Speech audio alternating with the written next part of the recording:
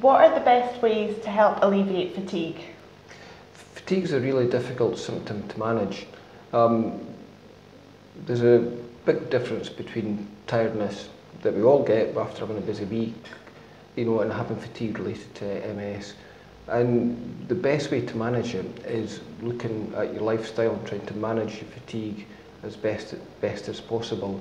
A lot of the charities have really good booklets about managing fatigue and looking at specific triggers. Some people have a physical fatigue where they tend to fatigue quickly after walking distances, for example. Sometimes it's a mental fatigue where people have tired after concentrating looking at a computer screen or potentially driving. Sometimes it's a combination of both. There's also an element of conditioning as well. So the physically fitter you are, the better your fatigue is.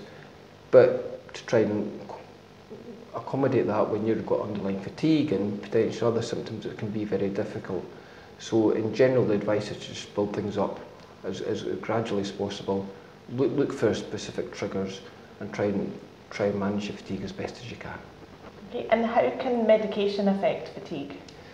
Medication that you take for other symptoms, such as pain, for example, can make fatigue worse. So it's important to look at those, and it's getting the balancing act between being fatigued because you're in pain, for example, and being fatigued because the medication is making you tired. So you have to try and manage that pretty well. In general, the medications that are supposed to help with fatigue, we don't really use that often because although they might keep you awake, they don't take away the underlying fatigue, which again is different for people with MS compared to just being tired.